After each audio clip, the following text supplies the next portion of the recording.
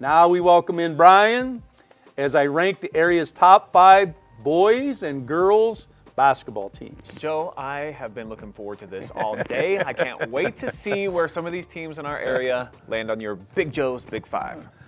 Deal with it.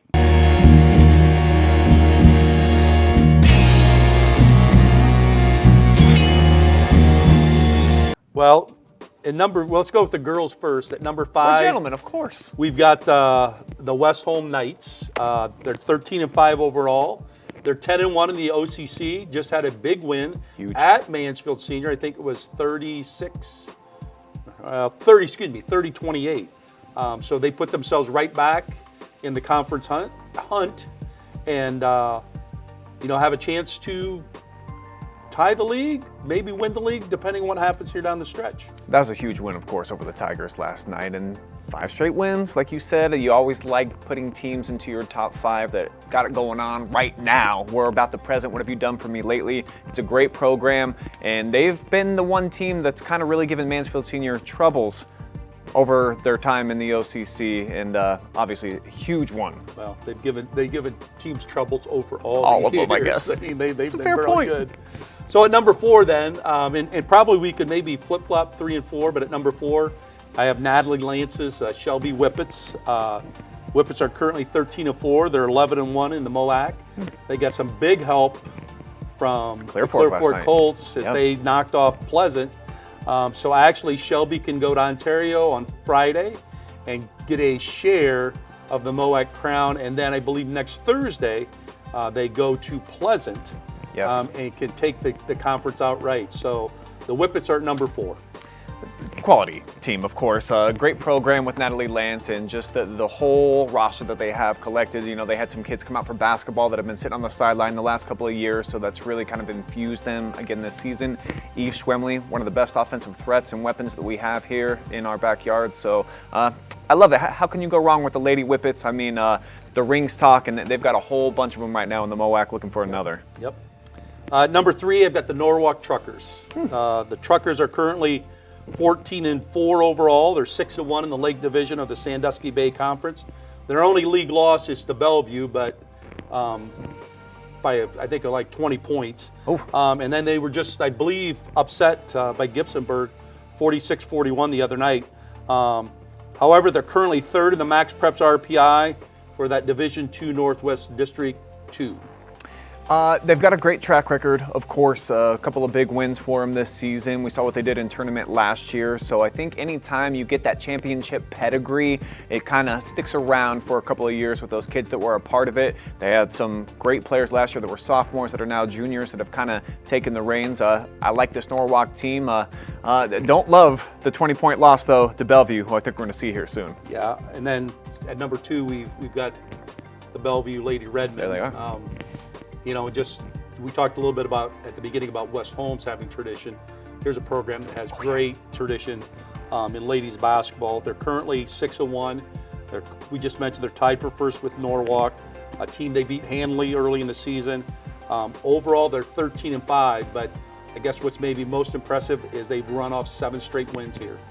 Like I said, what have you done for me lately? All they've been doing is win, win, win, no matter what, no matter where they're playing at. And I saw this group play multiple times last year. A lot of younger players on the roster that are starting to grow into their new roles as the leaders, Joe. So I could see this team potentially getting to the top of the stack maybe by the end of the year. Certainly, I think that they can create some noise when they get in the tournament, but they're probably going to have to do so running through your number 1 team. Yep, and the number 1 team again 2 weeks ago was the Mansfield Senior Lady Tigers, and Tigers continue to progress, 17-2 overall.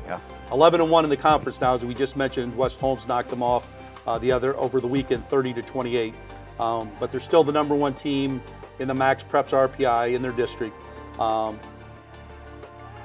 of keeping it rolling. Had that hiccup. It'll be kind of interesting to see how they handle the stretch run of the season as they prepare for the tournament. And the other thing is the tournament draw is this Sunday. Yeah, man, I can't believe how fast it's coming up. But these Lady Tigers, we've known that this is going to be the team, the crew that was going to have arguably probably the best run that they've had in that girls program history. So tons of talent across the board there for them. They've got 4 seniors that have been getting adequate minutes since they were freshmen. Obviously, they got some sophomores that are really good, a junior in Annalise Norris too. So cannot argue with the Lady Tigers and all the wins that they've got already. But held to just 7 points per quarter against West Holmes. Don't love that that's what they're coming off of, but I'm sure it's going to be bounce back season in Tiger Country real soon. Yep. And it'll be interesting to see on the draw on Sunday if anybody goes into senior high's bracket, chooses to go into it, or if they're just kind of forced to go into that bracket. I think probably most teams are going to want to stay away from the Tigers. Yeah, well, we saw Mansfield Senior last year. They went right after the #1 team in Norwalk right out of the gates. Not really sure what the decision-making was there. They got knocked off, so 0 tournament wins for this group last year. They have much bigger dreams and goals, of course, here in 2024. All right, so let's take a look at the boys. The boys got a couple teams maybe sitting a little bit outside, one that dropped out of the top 5. Ooh. In Mansfield Senior, they dropped two games in a row here. However, good basketball teams. Lost to Shelby last night, went to Lima Senior and lost to Lima Senior. The concerning part about that is Shelby pretty much handled them on Saturday night. Currently, they're still ranked number 5 by the Max Preps in their district. But have fallen off a little bit. So, one of the things that's going to be interesting to see how those Tigers bounce back after two losses against 2 really good basketball programs. Yeah, Mansfield Senior against the good teams, a quality squad so far this year. Not a whole lot of wins, Joe. They've been beating up the little guys, if you will, or the teams that they're expected to win against. So haven't gone toe-to-toe. Lima Senior, this hasn't been one of their big-time seasons either. I think they're floating right around 500, and they got absolutely waxed in that game. So not a good sign for the Tigers. They belong outside the top 5. Another team that's sitting out the top 5 and looking probably to go into it is River Valley, a team that we got to see. I mean, not necessarily in the Mansfield area, but I guess reason I include them because they're in the MOAC. Sure. Got a chance to see them practice. Coach Rodney Brown's has a really nice squad. They've won 9 games in a row since that controversial loss. I think it was on December the 21st at Shelby at home. And here's some of the teams that they've beaten: Bishop Watterson, Boom. Bishop Ready, Okay. Bloom Carroll, and then they just avenged an early season loss to Marion Harding. Yep. They're ranked number 2 in their Max Preps RPI district out of 22 teams. I saw this team against Harding in that win on their home court, and they're a free-flowing offense. They got a lot of guys that can run and gun and really shoot it. They defend well. They've got awesome leadership. I'm going to have some beef with you, I'm guessing, that they're left out of your top 5 when this is all said and done. So at number 5, we got Willard. Coach Bettingsville's team off to a really hot start for the season, but they've gone 4-3 in their last 7 games. However, they're still ranked. They're ranked in the state at number 10. Should be in the AP poll, and they're currently number 3 in the Max Preps RPI behind Shelby and Lex. So, having a great season.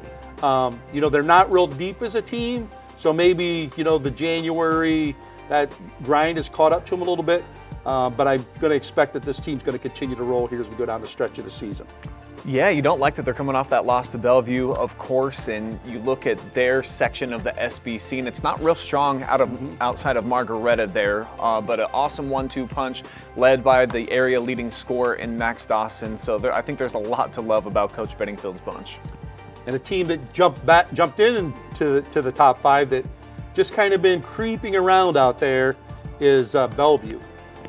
Ed Rich's team jumped in the top 5 because of this reason. They went to Willard and beat Willard 53-48 on Saturday. They're currently 12-3 overall. All 3 losses have come in the Lake Division of the SBC, which is the big schools.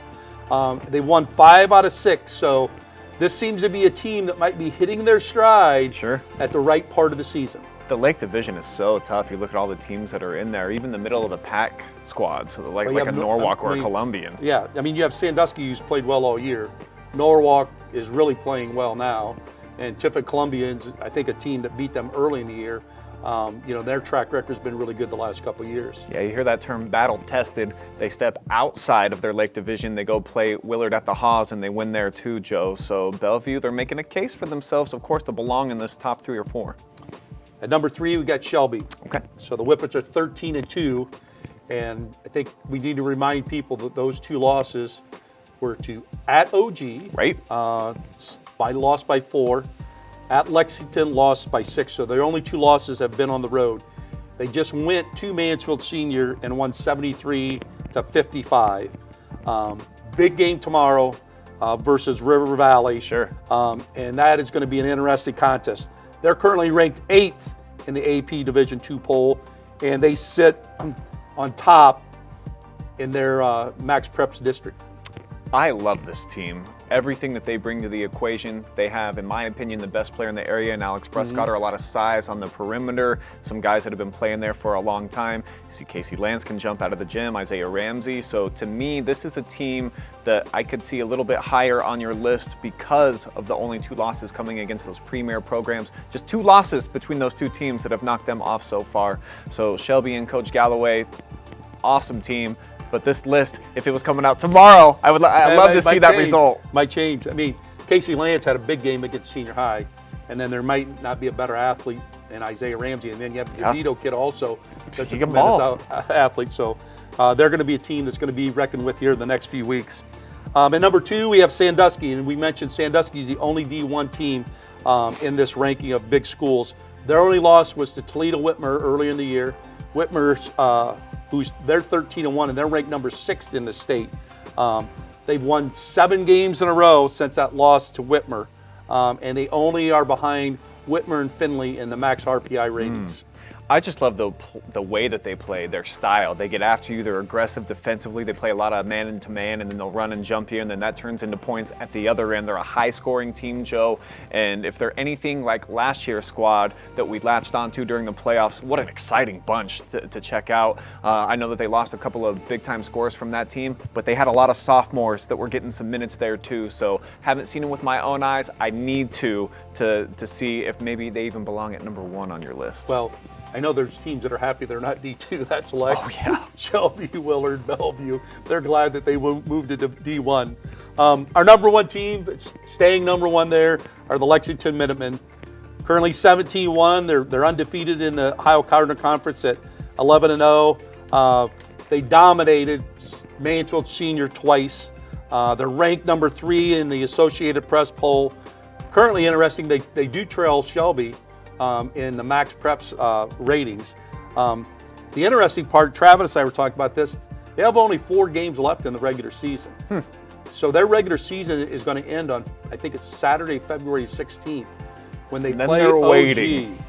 And then they're going to wait. So if the tournament draw, the earliest they could probably play will be 10 days after that date. If they choose not to play, like I guess what we call a play-in game, they would have 14 days off, prior to the first tournament game. So that's kind of going to be kind of interesting to see once a regular season ends how they handle those 10 to 14 days as they prepare for the tournament. Yeah, it's like a Super Bowl break, Joe. Like tis the season for that right now. There. You don't probably like that a whole lot if you're head coach Hamilton with a young group led by a couple of sophomores. They're awesome, dynamic playmakers, but hanging out, only going head-to-head with one another. Maybe it'll work to their benefit where they're really chomping at the bit when they actually get back into action. But at this juncture of the season, I got no qualms with them being number 1. They've battled a bunch of teams. Their only loss on a Sunday afternoon, against a Division I team on the road. Sunday night at 8 o'clock. Right. So over a holiday break too, MLK right? weekend, which is, that can be tough traveling to Columbus and playing. And they didn't lose to a bad team. Gahanna was really, really good. Absolutely.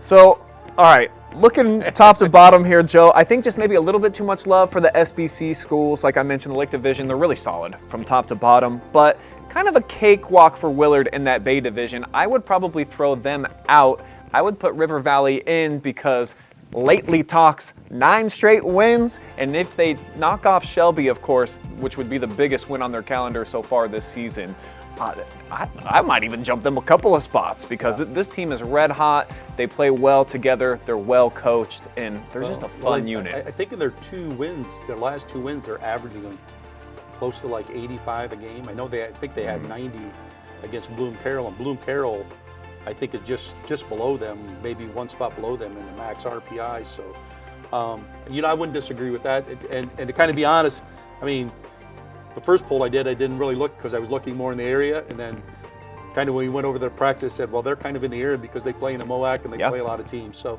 Coach Rodney Brown's got that team going.